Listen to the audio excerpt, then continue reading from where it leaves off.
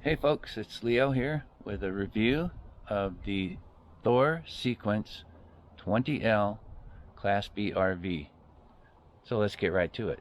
I want to answer a few questions in this video. Why did we buy this particular model and brand? Was it worth it? Would we do it again? And what are some of the things that we really like and really don't like about the Sequence 20L? And by the way, the Tellaro, the Thor Tellaro, is exactly the same three models with a different name. What we liked about it most and what convinced us to buy it was the value per dollar that you got. Some Class B RVs are today well over $200,000. When we bought this one, a lot of them were well over 100,000, even up to 180 or something. This was one that we could get that was under 100,000, and they included a package of features that most people would want. So up top here, there's a rooftop air conditioner, there's a solar panel, there's roof rack, and there's the Thule powered awning. As you can see, it comes with the Thule bike rack. So inside, we have a very nice sliding bug screen door. There's the fold-out table. Both of the seats swivel around. We have the galley with 2-burner propane stove, nice size sink, usable fridge with a little freezer, couple of drawers, and a combination microwave and convection oven. Now this particular layout, the 20L, features the 2 twin beds on each side and the bathroom in the rear. The TV is in a really nice position because you can see it from anywhere in the van.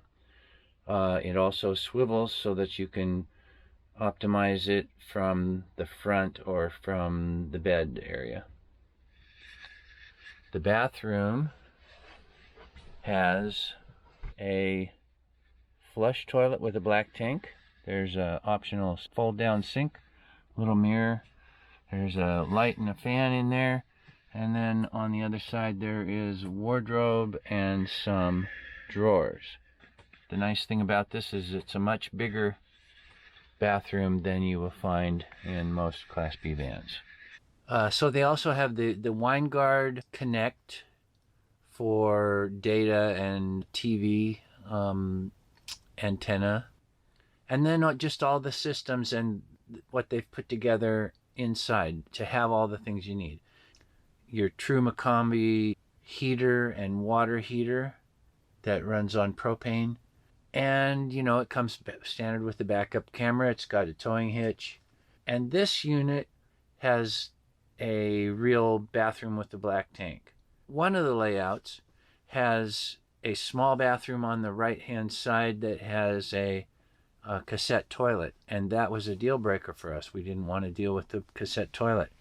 I really didn't like the idea of having the bathroom in the back.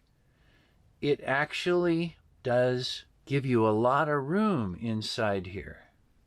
So if I show you how much room we have inside here, you see that it's wide open. It's not just a little hallway going down the middle of here. And a lot of them are that way. Okay, so there are some things that we really like about this particular layout, and there are some things that we don't like about it. This layout, the 20L, is based on or very similar to the Winnebago 59K, which is the twin bed rear bath version of the Winnebago Travato. Thor makes a little less expensive, more entry-level product. So if you're handy, you can fix something that came apart. You could save a lot of money. So this layout, what this is good for is 2 people. This is good for a couple. You've got seating for 2 up in the cab. Those seats swivel around and they become part of the living area. Those really are the only seats in this van. There is no seating for a 3rd or 4th or 5th person in here. Now technically, the bed that I'm sitting on has a couple of lap belts, but it's not comfortable seating. You only have seating for 2, and you only have beds for 2. You can't sleep a 3rd person anywhere in this unit. It would even be difficult to put somebody on the floor on an air mattress. But it is optimized really well for 2 people. And it's nice and roomy for that particular use. The bathroom, since it's in the back, the nice thing about that is that it's as far away as you can get from your kitchen and seating area. The bad thing about this layout is having the bathroom in the back.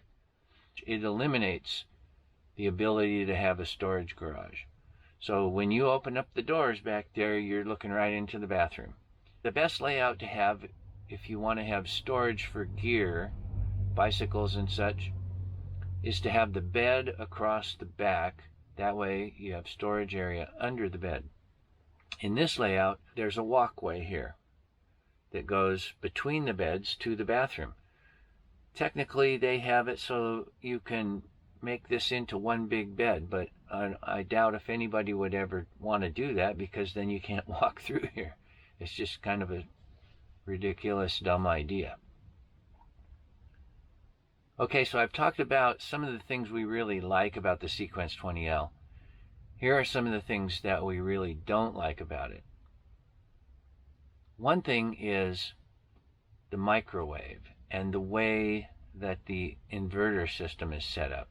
The way this system works is the galley area up here only works when you're plugged into shore power or when you have the generator running. Now, we've never used the generator. We plug into shore power most of the time. But if you're boondocking and you've got the inverter turned on, you've got a couple of outlets that work. But the galley area, those outlets don't work. And the microwave oven doesn't work. Now, why is that? I believe it's because the microwave oven is also a convection oven. The convection oven we've never used, but we use the microwave all the time. The convection oven takes more power than a microwave does, and so they don't allow it to be used unless you're plugged into shore power. What that means is that when you're boondocking, you can't use your microwave, and you can't use any of the power outlets that are on the galley cabinet. So it's very inconvenient, and it's something that I wish they would change. I would much rather have a standard little microwave oven. They have some now that are more optimized for using on battery power. Another thing that we've had a problem with was a feature that we really liked, which is the Thule awning. The big problem with it is when the wind blows, a big awning like that is like a sail. And if the wind catches that awning, it will rip it apart and break those aluminum struts, which is exactly what happened to ours. And some of the more premium RVs have a wind sensor on the awning that if the wind's blowing too high, they will automatically bring the awning in. Our powered awning does not have a wind sensor on it, and ours got broken by the wind. Both of the arms got broken. It took months because the parts had to be ordered from Sweden. It had to be ordered through Thor, and it cost a bunch of money to get those things replaced and repaired. It's a very expensive repair. Okay, so another thing that we didn't like is the windows. So the windows that have screens that are able to open for ventilation, there's only 2 of them, and they're only this big. One on either side. One at the kitchen area, one at in the back passenger side here. Some of the other RVs that we've seen have much larger windows with articulating windows that go out on the bottom like that, so rain would go off. Another thing that was very concerning to me was these cabinets. They have sharp corners, which I've tried to alleviate this by putting these rubber corners on. They only open this far, and as you can see, they are right here where you'd hit your head on it. So that's a real safety issue. They're not manufactured by Thor. They are just a commodity product that is purchased from some third party. So these same cabinet doors can be found on other RV models from other manufacturers. Another disappointing feature of this RV is the mattress pads. These mattress pads are not actual bed mattresses. They are too firm to be comfortable to sleep on. We solved that problem by adding 3 inches of memory foam on top. It costs around $80. You just get a long queen size bed topper, cut it right down the middle, and it covers both of the beds. Now, with all the money we saved buying the Thor instead of a Winnebago or something, it should be said that there's a lot of savings that could have been put into having custom-made bed mattresses made. So one of the things I had to fix was these closet doors.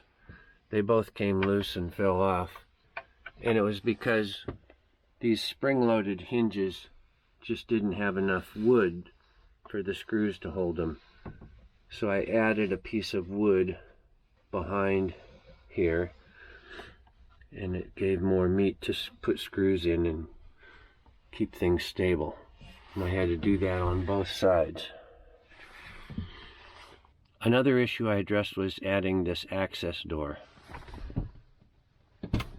This is the only place that you could store hoses and electrical stuff, and there was no way to access any of this from inside.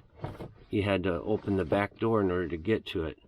So I cut a hole and created this door. One of the things that really bothered us about this RV is this little door right here that says sewer hose on it. It opens up, and there is supposed to be a place that you could put a sewer hose in there. This is the measure I ended up doing to store the sewer hose. So the joke of it is, this is what was inside that hatch, this little tube. It was underneath this bed coming through. So the dealership, the Thor rep, nobody had any idea of any sewer hose that could be stored in this. Anyway, I just took it out because it was taking up space under the cabinet there, and I was able to use the storage for other things. But that's just a joke that Thor played on us. Not very funny. A couple of things that Thor did not furnish we had to add were the towel ring, the paper towel holder. There wasn't any kind of a rack here on the galley, so we had to add this. In the bed area, there was no place to put your book or your glasses or your phone, so we added these nets. We also added these little drink holders back here. Another thing that's bothered us, it hasn't been a huge deal. It's just the accuracy of the tank sensors. As you can see, the gray water tank in the middle says that it's 3/4 full. It's not. It's nearly empty. That's just an issue. Tried to have it fixed at the dealership. They were never able to fix it.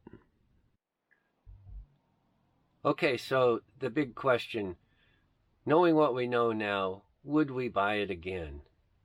And the answer to that is a qualified yes. We would buy it again because it was the only model that we could find at the time that fit our needs and fit our price.